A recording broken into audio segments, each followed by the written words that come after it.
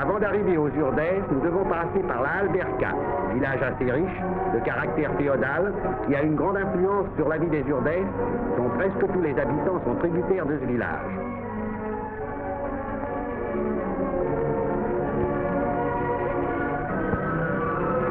Voici l'église de la Alberca. Deux têtes de mort dans leur niche semblent présider aux destinées de ce village. Les maisons ont généralement 3 étages et leur architecture est peu fréquente en Espagne. Elles donnent aux rues un aspect moyenâgeux. Les maisons, pour la plupart, portent gravée au-dessus de la porte une inscription religieuse. Ave Maria, l'Immaculée, qui conçut sans péché.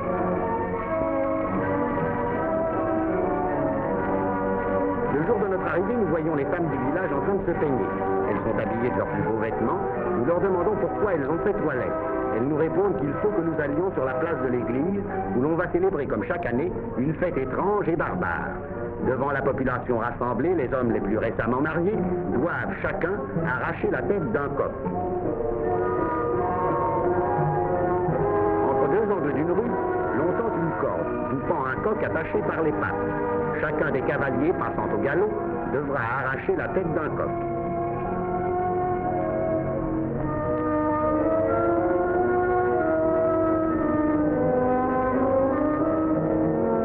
Après avoir triomphalement promené la tête du coq par les places et les rues du village, les nouveaux mariés offrent du vin à toute la population.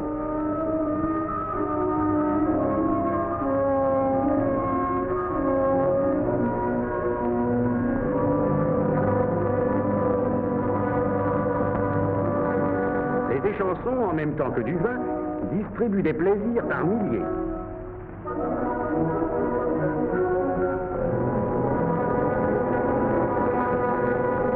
Parmi la foule, nous apercevons cet enfant, richement orné de médailles d'argent. Bien que ce soit des médailles chrétiennes, nous ne pouvons nous empêcher de penser aux amulettes des peuples sauvages d'Afrique et d'Océanie.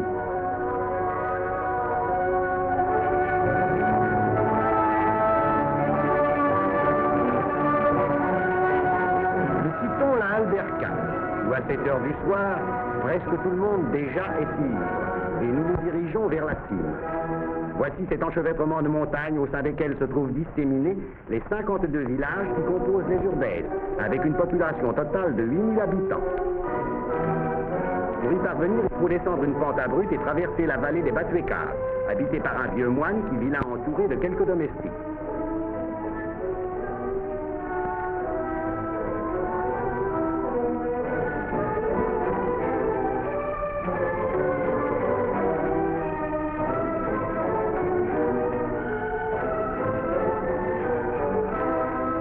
Cette vallée fut habitée 4 siècles durant par des moines, des carmes, qui prêchèrent la religion chrétienne dans les villages les plus importants des Urdèces.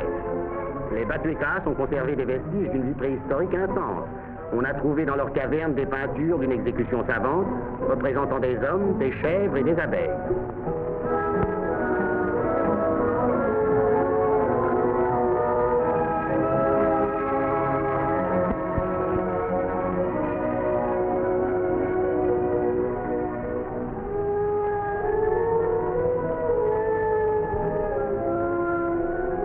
Les crapauds, les couleuvres et les lézards sont les seuls habitants actuels de ces ruines.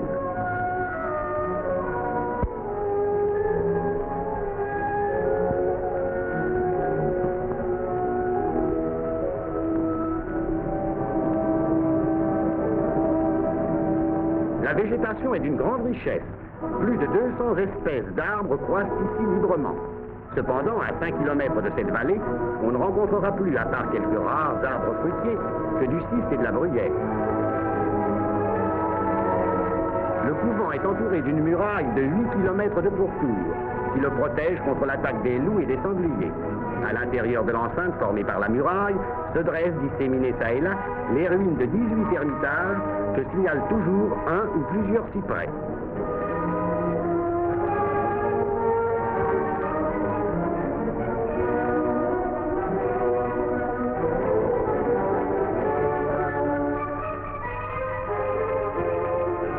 Derrière ces sommets qui appartiennent encore aux Batouékas commencent les Urdèves. Après les avoir franchis, nous voici en plein paysage des Urdèves. Ce village est Alsetoumilla, situé dans une des vallées les plus pauvres. Le bâtiment blanc est l'école de construction récente. Dans les rues à flanc de montagne, nous surprenons la vie quotidienne des habitants.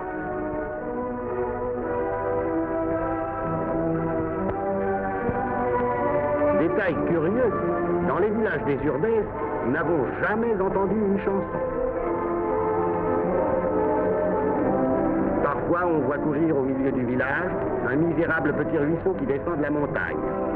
L'été, il n'y a pas d'eau trop dans le village que celle-ci, et les habitants l'utilisent malgré la saleté répugnante de son lit. Voici quelques scènes surprises au passage. Le ruisseau sert à tous les usages.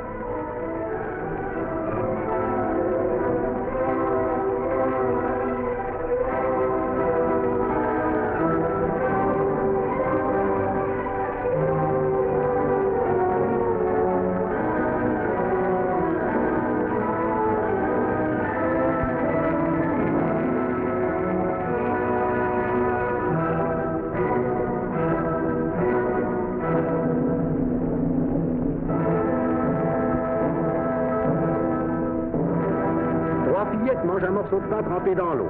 Le pain, jusqu'à ces derniers temps, était presque inconnu aux Urdèves. Celui-ci a été donné aux fillettes par le maître d'école qui, généralement, oblige les enfants à manger leur morceau de pain en sa présence, de peur qu'aussitôt rentrés chez eux, les parents ne le leur enlèvent.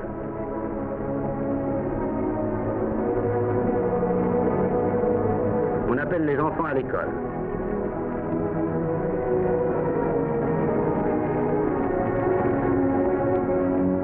Ces gosses déguenillés qui vont pieds nus reçoivent le même enseignement que celui que l'on donne à tous les enfants qui fréquentent l'école primaire du monde entier.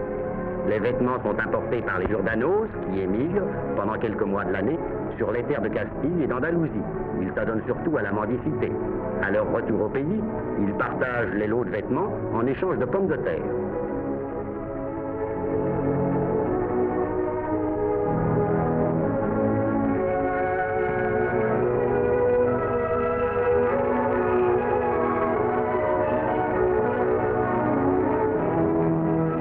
Ces enfants affamés, on apprend comme partout ailleurs que la somme des angles d'un triangle est égale à 2 droits. Dans quelques villages des Urdèves, la plupart des enfants sont des pilus. Les pilus, ce sont les enfants abandonnés que les femmes des Urdèves vont chercher à l'assistance publique de Ciudad Rodrigo, située à 2 jours de marche à travers la montagne.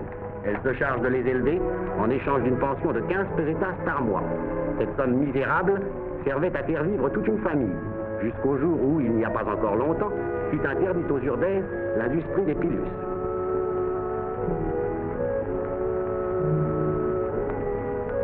Une image inattendue et choquante que nous découvrons dans l'école. Que peut bien faire ici cette gravure absurde? Nous ouvrons au hasard un livre de morale que nous trouvons sur une table. L'un des meilleurs élèves écrit au tableau, à notre demande, une des maximes de ce livre.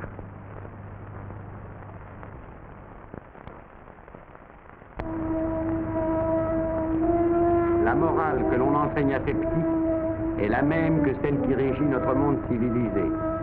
Respecte le bien d'autrui.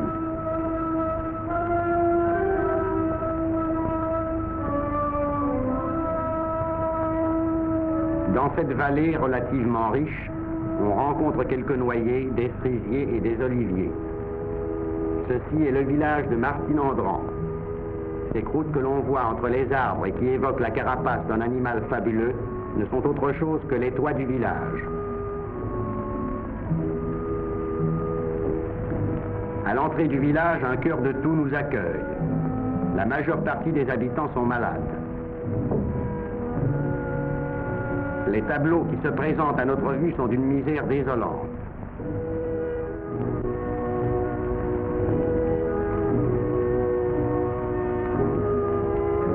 Le goitre est la maladie spécifique des Urdèces hautes qui constitue l'objet principal de ce reportage.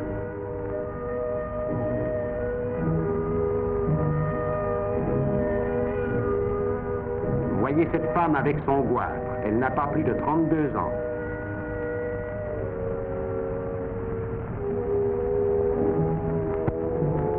Nous visitons le village accompagné de l'alcade de Martine Andran. Dans une rue déserte, nous rencontrons une fillette. Nous demandons à l'alcade ce qu'elle a. Il nous répond que depuis 3 jours, l'enfant reste là sans bouger. Elle doit être malade puisqu'elle se plaint, mais nous ne parvenons pas à savoir ce qu'elle a. Un de nos amis s'improvisant médecin s'approche d'elle pour s'informer de ce qui lui fait mal à la gorge. Il lui demande d'ouvrir la bouche et nous pouvons voir ses gencives et sa gorge enflammée. Malheureusement, nous ne pouvons rien faire pour elle. 2 jours après, nous sommes revenus dans ce village. Comme nous demandions de ses nouvelles, on nous a répondu que la fillette était morte. De quoi se nourrissent les habitants de ce pays stérile? Les seuls aliments, ou presque, dont ils disposent, ce sont les pommes de terre et les haricots. Et encore pas toujours. En particulier au mois de juin et de juillet, il arrive que cette base même de leur alimentation leur fasse défaut. Leur alimentation carnée se compose uniquement de porc. Il n'y a que les familles riches, si on peut les appeler ainsi, qui possèdent un porc. Chaque année, on tue le porc, sa viande est dévorée en 3 jours. Aux endroits les plus fertiles, poussent des oliviers. Souvent, le fruit en est détruit par les insectes.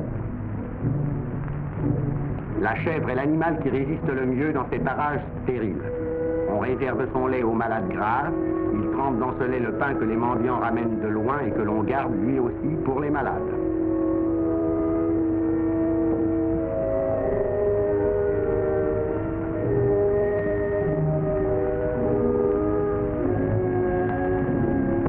On ne consomme de la viande de chèvre lorsque l'une d'elles se tue, ce qui arrive quelquefois quand le sol est abrupt et les sentiers escarpés.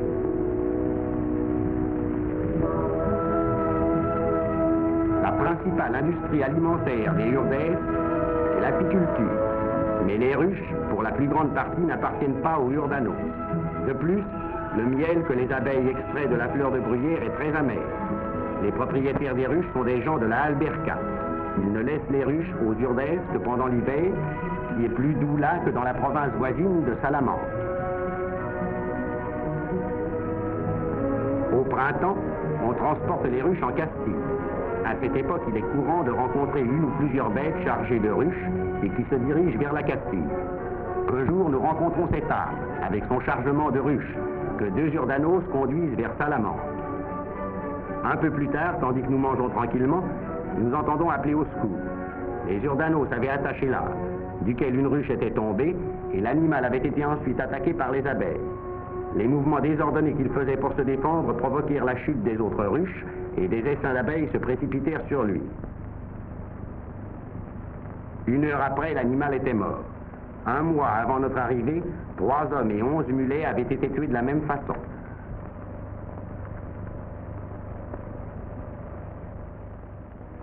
Les mois de mai et de juin sont les plus durs pour les habitants des Urdèces qui ont, à cette époque, épuisé leurs provisions de pommes de terre.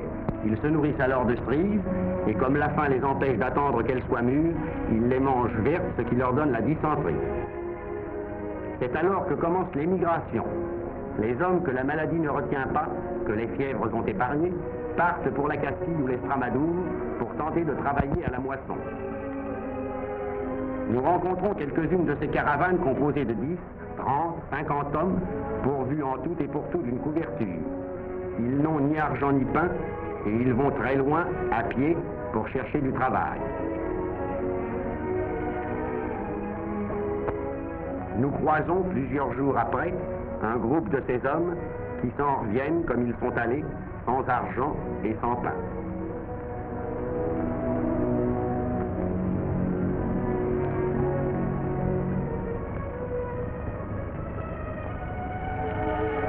Nous voici maintenant à l'un des points essentiels de ce reportage. Comment les Urdanos font-ils pour construire le champ qui devra leur permettre de manger? Ils commencent par choisir un terrain proche de la rivière, puis aidés par leurs femmes, leurs parents et amis, ils le débarrassent de sa végétation habituelle de bruyère et de cypre. Les outils de travail sont toujours rudimentaires, une pioche et une pelle. Ils ne disposent pas d'autres instruments pour labourer. La charrue est inconnue dans la plupart des villages des Urdèses. Une fois que le terrain est défriché, ils élèvent des murs de pierre posés l'une sur l'autre sans mortier. Ce mur protégera le champ des inondations hivernales. Quand le mur est construit, il leur faut aller chercher la terre végétale dans la montagne. Ils en emplissent leurs sacs qu'ils transportent ensuite à travers les ronces jusqu'à leur champ. Ce travail les occupe généralement plusieurs semaines.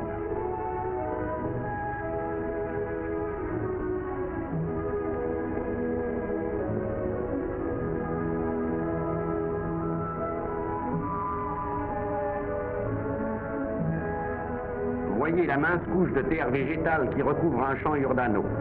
La première année, la récolte est abondante, mais ensuite la terre s'épuise faute d'éléments nitrogénés et devient stérile.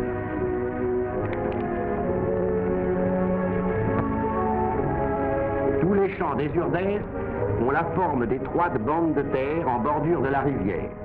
Souvent, les crues hivernales anéantissent en quelques instants le travail de toute une année. Voici le méandre caractéristique d'un cours d'eau des Urdèses avec les petits champs échelonnés. Faute d'argent et d'animaux domestiques, le Urdano ne peut pas se procurer d'engrais. Aussi doit-il aller chercher sur la montagne de quoi en faire, comme la famille que vous voyez ici.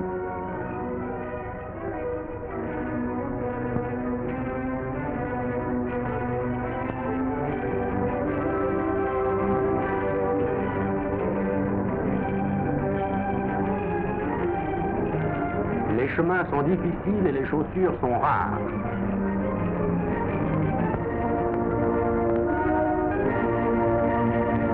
L'engrais le plus apprécié est celui que les Urdanos fabriquent eux-mêmes avec les feuilles sèches de l'arbousier, arbuste qui n'est pas très abondant dans ces montagnes.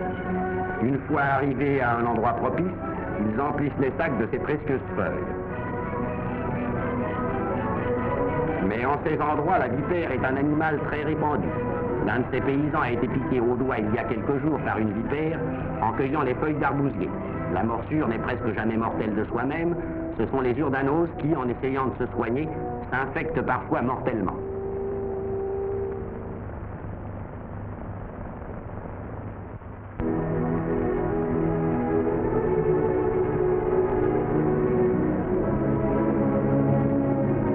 Quand la cueillette des feuilles est terminée, le paysan s'en retourne au village et répand le contenu de son sac à l'intérieur de la maison. Sur ces feuilles, bêtes et gens mêlés se coucheront. Les feuilles se décomposeront lentement et quelques mois après, ils s'en serviront comme engrais.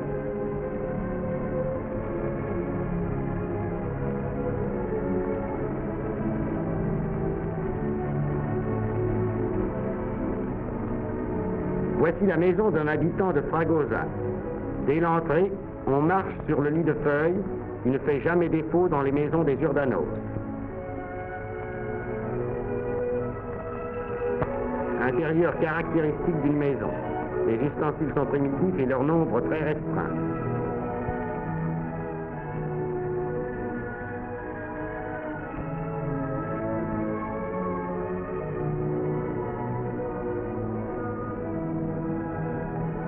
La fumée sort des maisons par où elle peut. Il n'y a pas de cheminée et pas de fenêtre.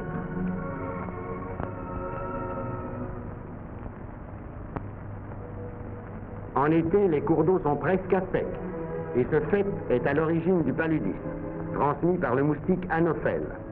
On peut dire que tous les Urdanos sont paludiques.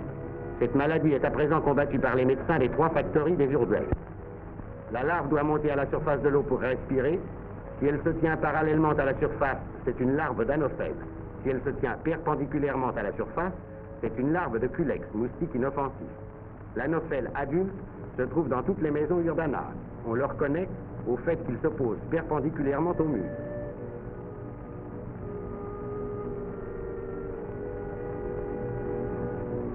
Voici le résultat de la piqûre de l'anophèle. Un homme attaqué par la fièvre assis près de sa maison.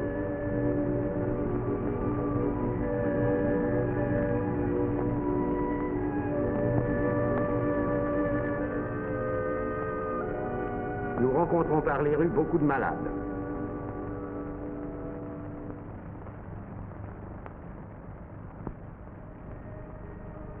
Cette malade couchée sur son balcon ne se doute pas de notre présence. Les balcons comme celui-ci, ou de toute autre sorte, sont rares dans la plupart des villages des Urdèves.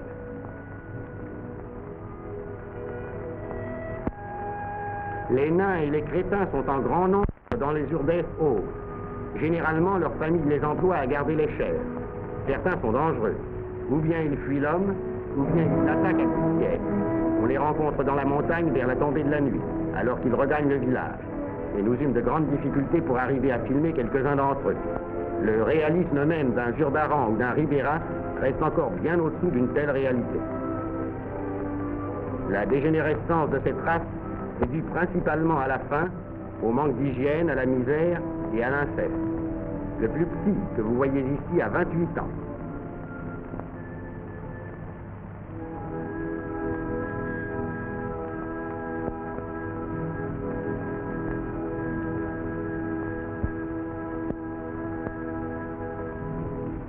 Voici un autre type de vieux crétin.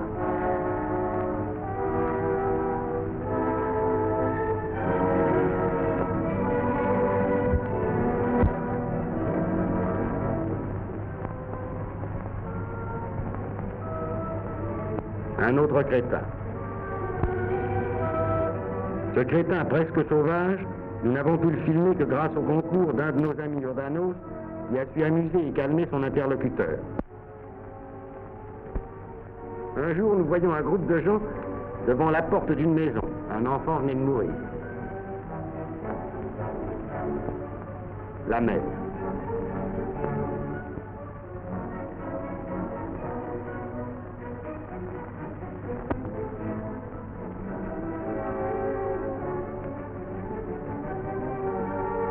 Une mort, c'est un des rares événements que l'on peut enregistrer dans ces villages misérables. Les femmes accourent en masse à la maison mortuaire. On nous a expliqué les complications qu'entraîne le transport d'un cadavre du fait que dans beaucoup de villages, il n'y a pas de cimetière. Il a fallu qu'on transporte cet enfant jusqu'au cimetière de Mignon-Moral et nous décidâmes de suivre le corps. Le corps fut placé dans une auge et conduit pendant plusieurs kilomètres à travers la broussaille. Si le mort est un adulte, on attache le corps à une échelle et on le conduit ainsi jusqu'au cimetière. Cela exige parfois des heures de marche. Vous voyez le passage d'une rivière avec le cadavre.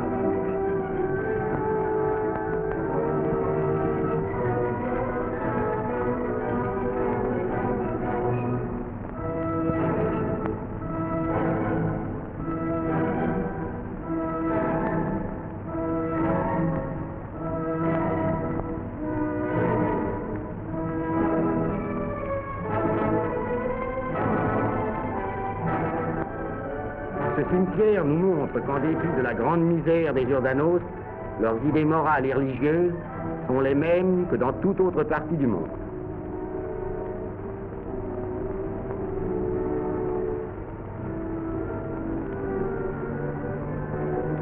L'emplacement des tombes est indiqué par une croix ou un morceau de bois.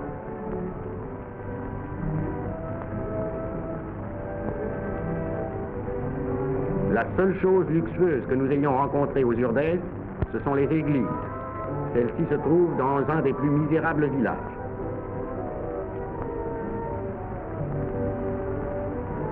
Un intérieur parmi les plus confortables. Il y a ici le père, le fils, la bru et les deux petits-enfants. Au mur, la présence de ce papier découpé et l'alignement des couvercles attestent un certain sens de la décoration. Dans quelques villages, une femme parcourt les rues la nuit. C'est la criée de la mort. Elle va, agitant une sonnette, et parfois s'arrête pour psalmodier une prière. Tous les habitants d'une maison Urdana vivent dans la même et unique pièce. Mais comme cette maison-ci est un peu plus confortable, elle se compose d'une étable à l'étage inférieur et au premier étage de la cuisine et d'une chambre. Exceptionnellement, il y a un lit.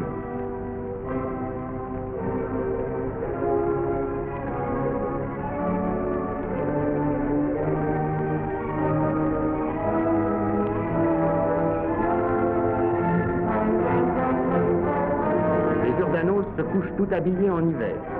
Ils portent leurs vêtements jusqu'à qu'ils tombent en lambeaux.